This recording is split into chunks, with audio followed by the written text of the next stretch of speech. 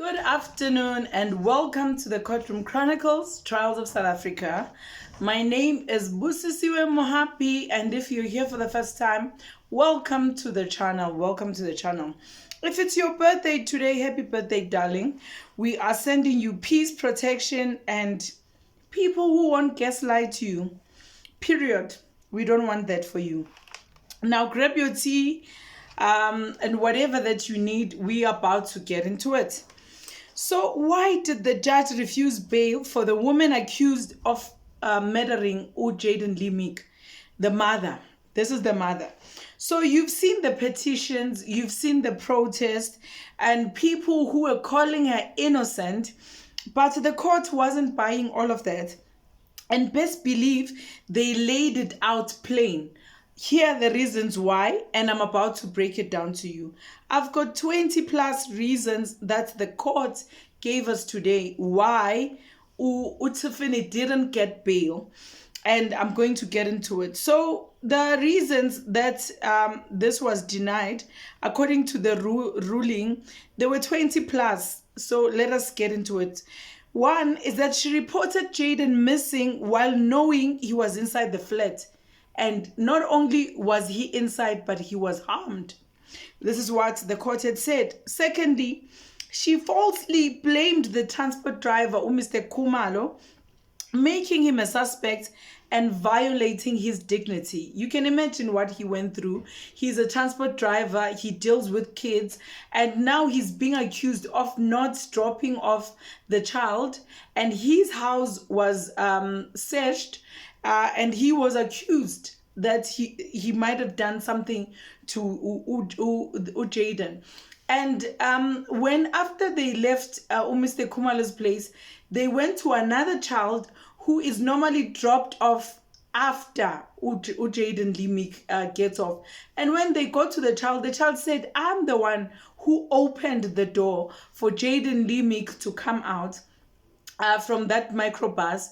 I'm the one who opened it, and did actually say that yes, the security opened the gate because we left the child at the Jaiden at the gate. So not only Mr. Kumalo but another child confirmed that Jaiden Limik was left at the gates complex.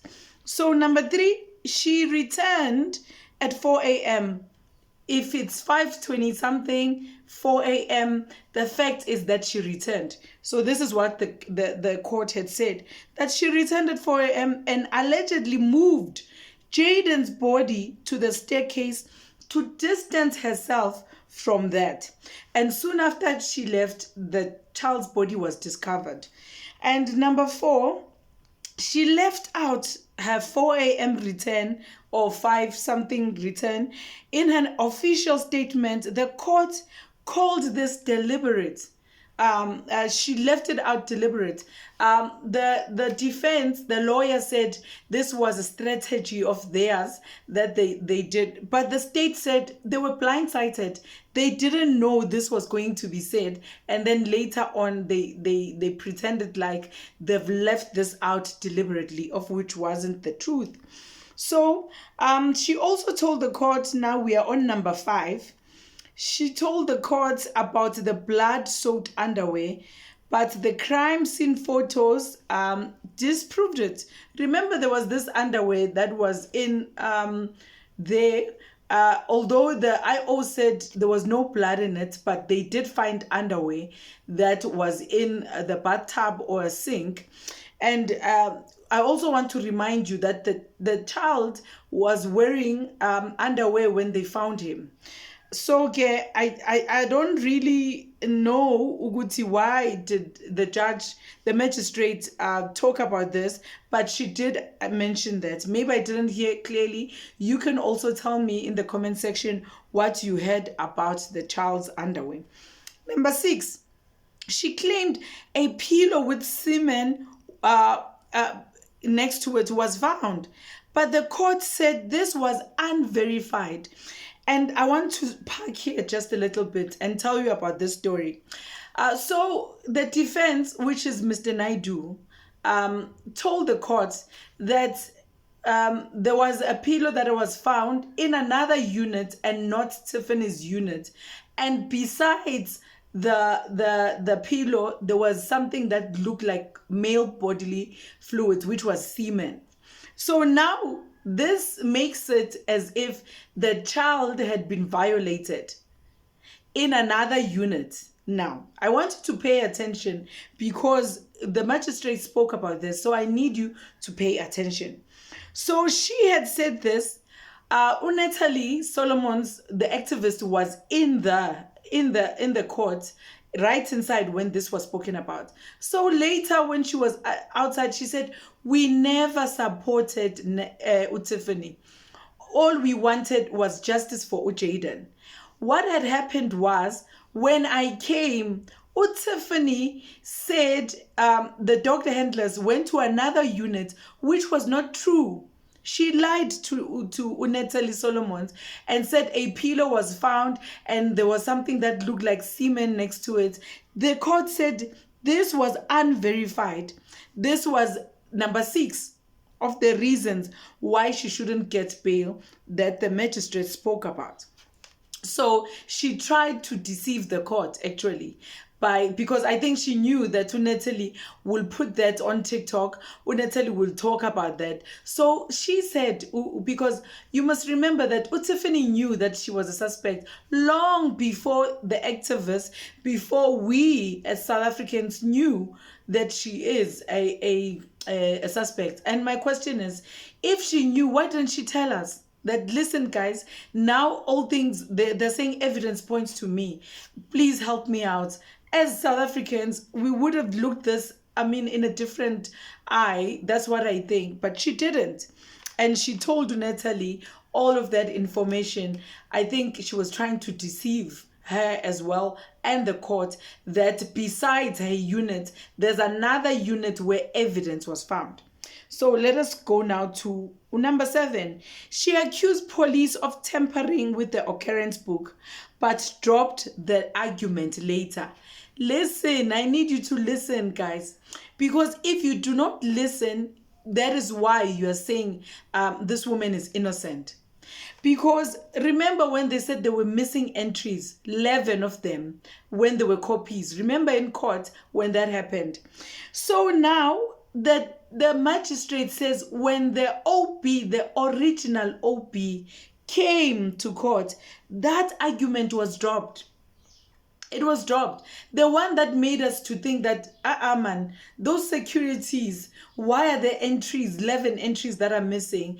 Those securities know something. That was dropped because the original they took it to court, and when they went through the original, they found that there were no missing entries. Okay, now let us also talk about number 8. She said Jaiden had strangulation marks. The post-mortem says otherwise. So we were made to believe that the child was also strangled, and this was not true. Post-mortem proved that didn't happen. And I also want us now to talk about let me see, I'm on number 9. She implied multiple people planted evidence.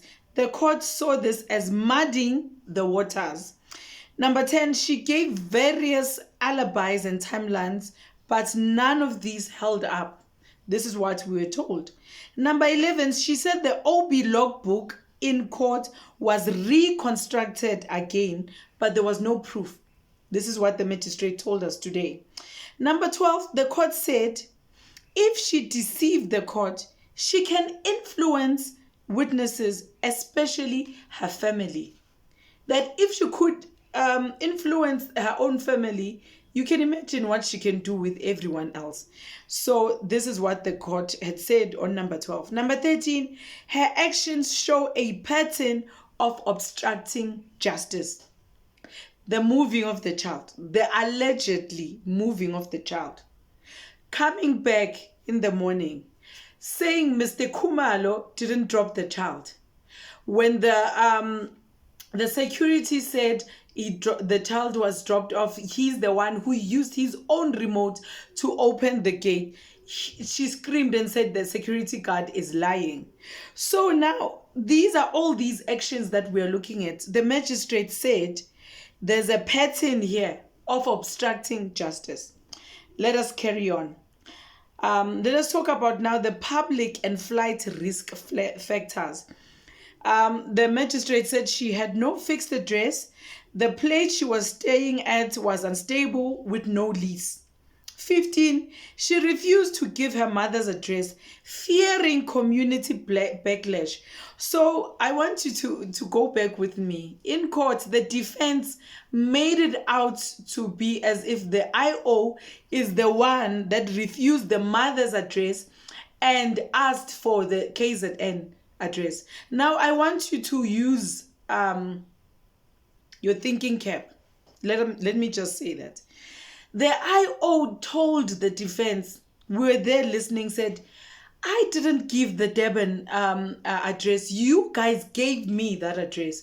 So the magistrate was addressing this thing that she had no fixed address, that she refused, to give her mother's address. So what the state is actually saying might be true, that she fears that if she gives the mother's address, the community will not be happy with her. So let us talk about number 16. The community that once supports her now is outraged. There are petitions. There's an online petition. They are protesting outside court and the works. We've seen them. They were telling us on television that give her bail. We want to deal with her. You've seen that.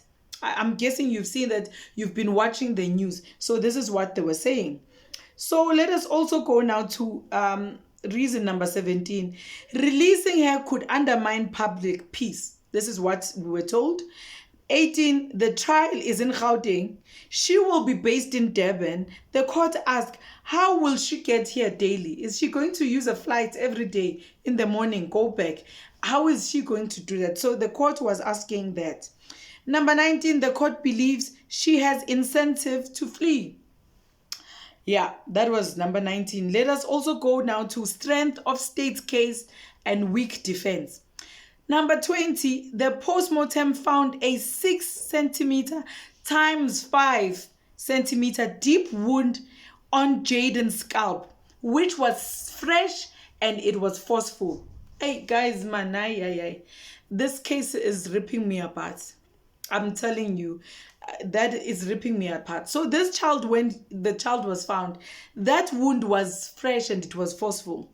It was that deep, 6 centimeters times 5 centimeters.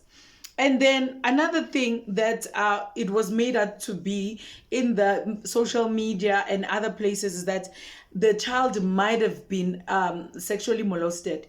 So now they're telling us that there were no signs of sexual assault. It contradicts what she implied, the accused. This is what she had implied. So the magistrate was telling us this is one of the reasons why she's not giving her bail. She waited hours. This is reason number 22. She waited hours before reporting him missing. Why the delay? I'm also asking myself the same question. Yes, we could have given maybe a grace period of an hour. The security says nothing was reported to them until the night shift security was the one that said that he got the report. But the day shift, 6 a.m. to 6 p.m. security, he said he didn't get anything, which is very suspicious. Number 23, she didn't return to the flat after the police report. The court says that is suspicious. Why didn't you return to a place where your child could have come back and got you there if the child was found, or the child, whatever reason, but why were you not where you live? This is what the court was saying. Number 24, she was in a hurry that morning. Pair the security guard again. It raises questions. You are here to change your clothes, to take a bath, but then when you are leaving, you are in a hurry and there's no bolt that you said is coming to fetch you. So that raised questions and the magistrate was asking about that. Number 25, the judge concluded she tried to create distance between herself and her child's body. That is what we had today. So the final ruling was the applicant failed to satisfy the court that she's discharged the onus of proving on a balance of probabilities that the interest of justice permits her release. Bail is accordingly refused. These are the words of the magistrate this morning, and said, that's it. The case is sent back to court for trial, and the court adjourned. So here's something I want you to think about. So now that you had the court's full reasoning, do you still think she should have been granted bail? That is number one. Or do you believe that the court got it right? Drop your comments on the comment section. Everyone is welcome to say their opinion, guys. There's no right or wrong one. I know that there are two sides right now. The others believe she's innocent and framed, and some people believe that she did this, and this is evidence, and we are going to trial and to hear more of what the state has against her. So yes, you are innocent until proven guilty, but in this case, some people are saying you are guilty until proven innocent. And unfortunately, this came right after Kelly Smith, where she was also crying. She had said things, but her behavior, the patterns, and her words, the things that she was saying, ratted her out, and she's convicted. She was given a life sentence. We are not saying this is going to happen to Tiffany. The most important person here is Jaiden Lee Meek. That is the person that we want him to get justice. That is the most important person here. That's all we want. We want justice. We don't want to think that a mother could have done this. But for now, the evidence that we've been told, the prima facie that we've been told about, the circumstantial evidence points to her.